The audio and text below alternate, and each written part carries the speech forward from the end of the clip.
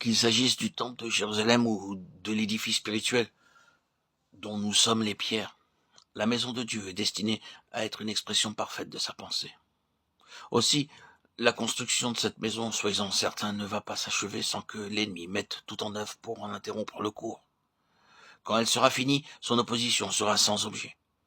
D'ailleurs, il n'y sera plus et il n'aura pas, par conséquent, pas même l'occasion de faire obstacle à quoi que ce soit. D'où la nécessité pour lui d'intervenir à temps et d'user de tous les moyens en son pouvoir pour faire échec au travail qui s'accomplit. Parmi les méthodes innombrables dont il se sert, il en est une qui lui a particulièrement réussi et qui malheureusement lui réussit encore. C'est celle qui consiste à intéresser à l'œuvre de Dieu des personnes non spirituelles.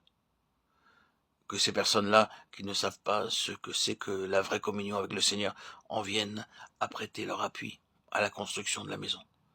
Il n'en faut pas davantage pour faire le jeu de l'ennemi. Monsieur Untel est plein de bonnes dispositions. Si vous le prenez de la bonne manière, il ne manquera pas de s'intéresser à votre œuvre. Et je suis sûr qu'avec le temps, il en viendra à une décision personnelle. À ce raisonnement fallacieux, qui est d'un usage courant aujourd'hui, nous répondons sans hésiter. Jamais l'homme charnel, jamais l'homme naturel ne pourra construire une maison spirituelle. Ce qui est né de la chair est chair, et ce ne sera jamais rien d'autre. La chair et le sang ne peuvent hériter le royaume des cieux. Un travail spirituel exige un état spirituel, et l'on ne peut parvenir à cet état spirituel que si l'on est né de l'esprit. Nous ne tiendrons pas un tel langage si nous n'avions pas fait dans ce domaine des expériences nombreuses et concluantes. Ce ne sont pas là les résultats immédiats qui comptent. C'est à la longue qu'il faut juger. Si un homme n'est pas spirituel, son œuvre ne résiste pas aux critères du temps. Bien plus, si l'œuvre de Dieu nous offre parfois un tel spectacle de division, de faiblesse et d'émiettement, que l'honneur même de Dieu en est atteint, à qui le devons-nous, si ce n'est à la chair non crucifiée? C'est l'absence de spiritualité qui porte ces fruits-là. Comme dans le chapitre du livre d'Esdras au chapitre 4. La principale difficulté réside dans l'apparence trompeuse de l'aide qui s'offre à nous.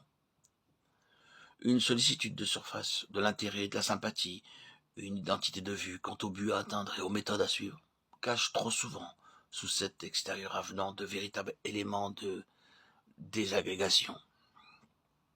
Il est toujours dangereux et tout à fait contraire au principe scripturaire d'ouvrir toute grande à quelqu'un du dehors la porte des responsabilités sacrées. C'est l'œuvre de Dieu qui est en cause, et aucun collaborateur ne devrait être agréé sans qu'au préalable ait été mise à l'épreuve et ses qualités spirituelles et la valeur de sa marche avec Dieu.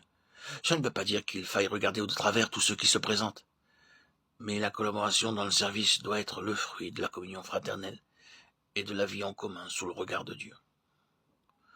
D'après ce que le Saint-Esprit nous révèle dans Esdras 4, nous voyons bien que ceux qui vinrent ainsi avec tant de prévenance étaient après tout des ennemis. Sans doute, ceux qui viennent par sympathie ne viennent pas tous avec l'intention de nuire, ni même avec la pensée qu'il pourrait en résulter du mal. Mais il n'importe, le principe demeure. Tous ceux qui ne sont pas véritablement en communion avec le Seigneur, dans leur vie de tous les jours, se révéleront une fois ou l'autre dans l'œuvre de Dieu des fauteurs de troubles et des éléments de faiblesse.